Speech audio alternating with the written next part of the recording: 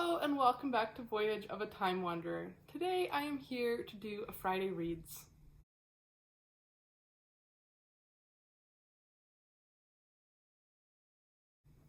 So we are heading into a long weekend where I live, and it's the last weekend before Victober starts. I just recently uploaded my Victober TBR if you haven't had a chance to watch that yet. So I'm kind of focusing on finishing books so I can start Victober with a clean slate. I thought it would be fun to share kind of what I've been reading this month and what I'm currently reading and what I'm hoping to get wrapped up this weekend so that when October 1st comes on Tuesday, I can just dive straight into lots of Victober reading. So I've kind of ended up being an accidental Shakespeare participant, and I am reading King Lear, and I have one act left in King Lear. So I have Act 5 left in King Lear. I'm filming this Thursday morning so that it can go up on Friday, and so I'm hoping to have this done Thursday night to finish up Act 5. This is my first time reading King Lear. It wasn't one that I studied in high school, and it wasn't one that I have read since.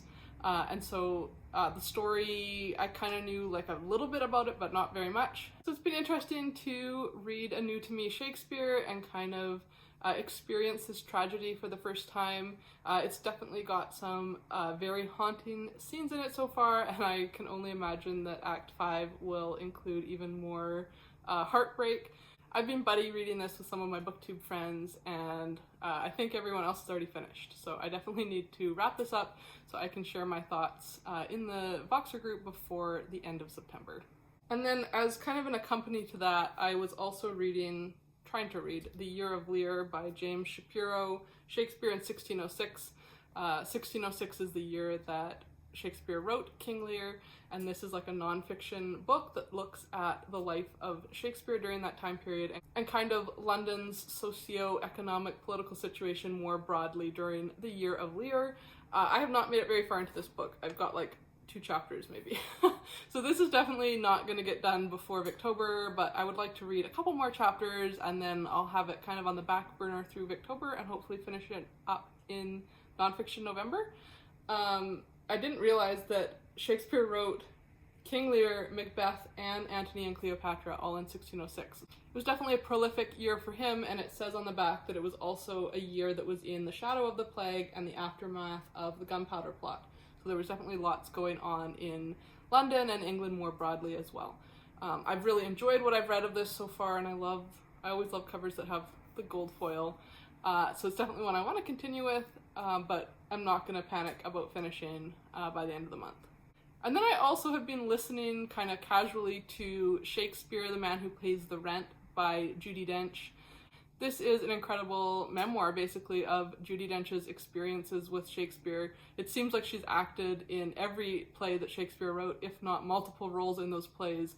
And so the book is comprised of interviews where she's been asked questions about each play. Because this book has a chapter for each play, I haven't been listening to the chapters that I haven't read the play for yet, because she goes really in depth into acting choices that she made based on the plot and kind of walking through her feelings and experiences working on each play.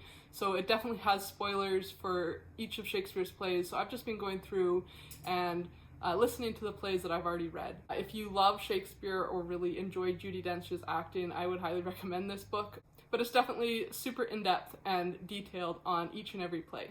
Then this summer, during some of the worst of my reading slumps, I was reading and rereading some of the American Girl books, rereading some of my childhood favorites for that hit of nostalgia, and then also getting to some of the characters that were introduced after I kind of aged out of American Girl and I never got a chance to read. So I was reading through some of the Caroline books, and I have Caroline and the Time Traveler's Tricks, which is one of her mystery books. The American Girl mystery books are kind of longer than the 6-book series that each historical character came with.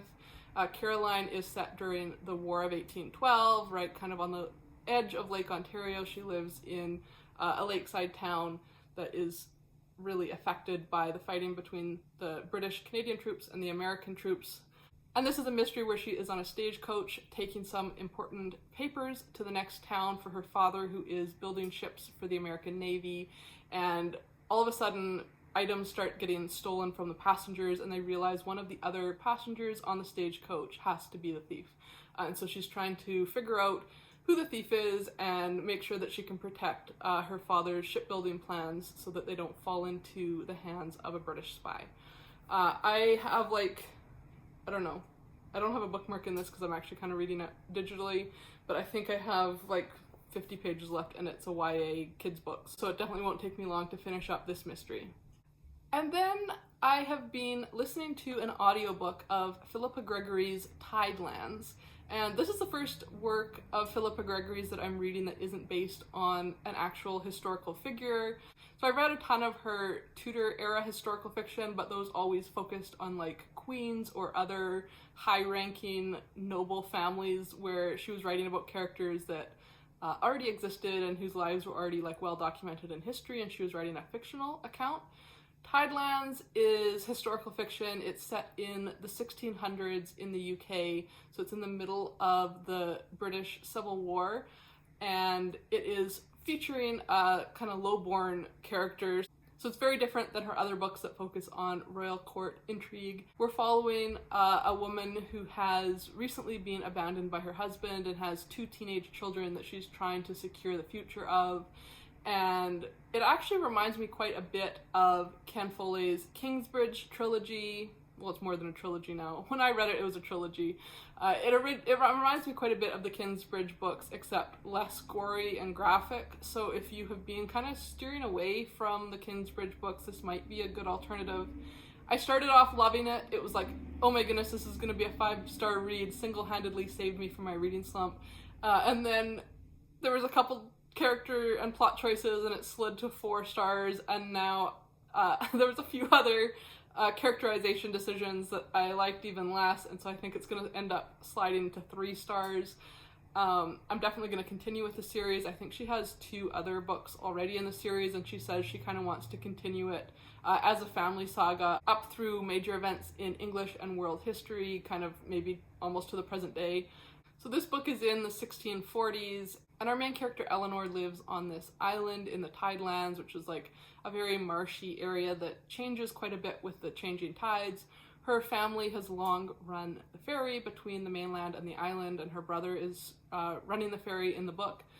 And right at the beginning of the book, she runs into a strange young man on the water's edge and realizes that he is a Catholic priest who has been sent over from France as a spy, and she brings him to safety to the Lord's household and realizes that the upper class family in the area is working on the side of the king, whereas her family and kind of all the working class families in the area are on the other side of the revolution.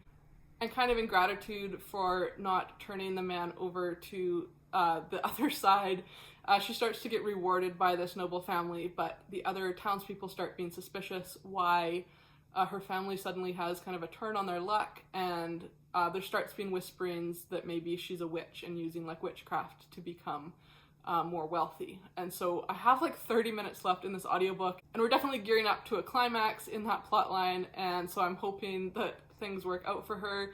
It definitely, of all the books in the Kingsbridge trilogy, it reminds me most of kind of A Column of Fire, but definitely, like I said, less gory so far, and a little bit more sympathetic to both sides of the issue, whereas this book is definitely very much on the side of the revolution, and anyone on the king's side is a huge villain. And so I've appreciated kind of having a more balanced approach to the English Revolution, and even though I think it's going to end up being 3 stars because I don't like a lot of the character choices that Philippa Gregory made with especially the priest character, I do think that I'm going to continue on with the series because I'm curious to see where Eleanor and her children kind of end up in the next book. And then lastly, I just started The Heron's Cry by Ann Cleeves. This is the 2nd book in her Matthew Venn series. I'm trying to find something to fill the hole that was left when I finished the Shetland series, so I'm trying Ann Cleeves' most recent series.